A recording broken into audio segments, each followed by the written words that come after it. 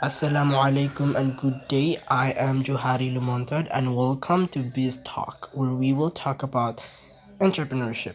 For this episode, this session will be divided into three parts. For the first part, we will talk about the significance of entrepreneurship in a country. Then the second part will tackle the significance of entrepreneurship in an organization, and lastly, the key concepts of entrepreneurship. Economies are powered by innovation. Much of that innovation derives from forward thinking individuals who possess the drive, skills, and background to turn a business vision into reality. The importance of entrepreneurs extend beyond the effect those individuals have on their own companies. However, they impact their broader communities, and in some cases, even the world. Entrepreneurs have played a pivotal role in the growth of the country's economy. They spur industry transformations, create entirely new markets, and help to build resilient communities. Here are just some of the benefits that a country can get from entrepreneurship. For the first one is employment generation. Entrepreneurs not only give employment to the entrepreneur but also a source of direct and indirect employment for many people in a country. Unemployment is a chronic problem in most of the developing and underdeveloped countries. Entrepreneurs play an effective role in reducing the problem of unemployment in the country, which in turn clears the path towards economic development of the nation. Second is that entrepreneurship promotes capital formation. Entrepreneurs mobilize the idle funds which lead to capital formation. The funds which are used by entrepreneurs is a mix of their own and borrowed. This leads to a creation of wealth, which is very essential for the development of an economy. For the third one, we have the small business plan dynamism. Great dynamism is one of the qualities of the small and medium enterprises. This quality of dynamism originates in the inherent nature of the small businesses. The structure of small and medium enterprises is less complex than that of large enterprises and therefore facilitates quicker and smoother communication and decision making. This allows for the greater flexibility and mobility of small business management. Also, small enterprises more often make it possible for owners who have a strong entrepreneurial spirit than employed managers to undertake risk and challenges. For the next one, we have self reliance.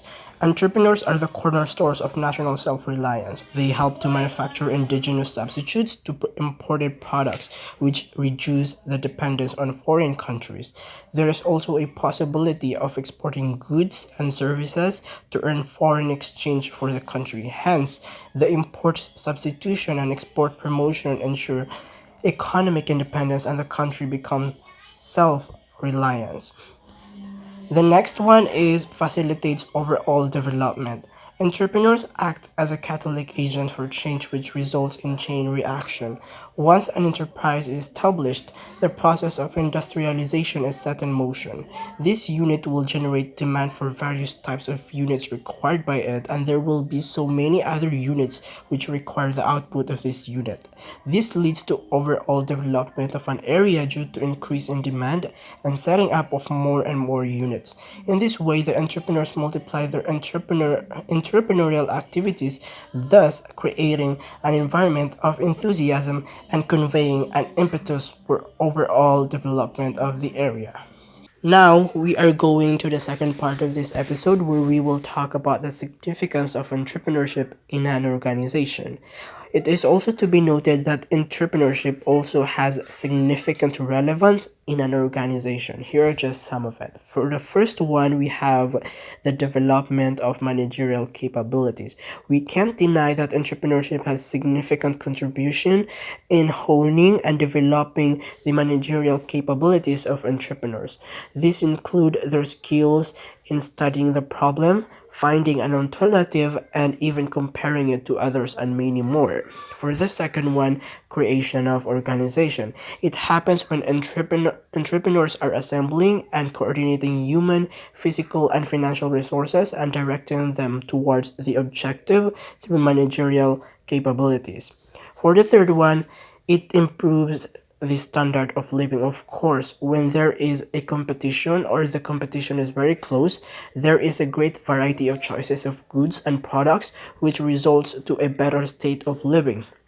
For the last one is means of economic development. As I said previously, all of the process being done in entrepreneurship has significant help in the development of an economy of a country. On the last part of this episode, where we will talk about the concept of entrepreneurship. According to Peter Drucker, entrepreneurship is a behavior, not a specific attribute in entrepreneur personality.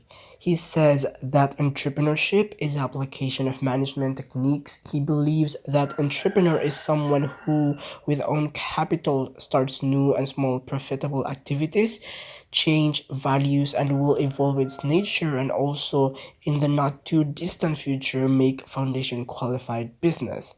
There are there are also two factors that affect entrepreneurship. For the first one, the personality, and the second one is the environmental factor. Of course, a human must possess a certain traits to be a great entrepreneur. For example, he must be self-reliant and confident. He must have perseverance and endurance in attaining the root of the objective. He must be a risk taker or willing to take risk and tolerate future and have a inspirational goals and clear and of course beyond the customary goals and many more. For the second factor, we have the environmental factor, which includes the political situation, climate, legal system of a country, and many more, which has impacts on the entrepreneurship. Entrepreneurship competencies combine creativity, a sense of initiative, problem solving, the ability to marshal resources, and financial and technological knowledge. These competencies enable entrepreneurs and entrepreneurial employees to provoke and adapt to change. Here are just some of the core competencies in entrepreneurship. For the first one, we have economic and dynamic activity. For the second one, we have innovation. For the third one, we have profit potential. And for the fourth one is risk bearing.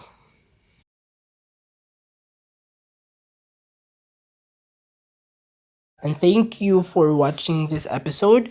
See you next time.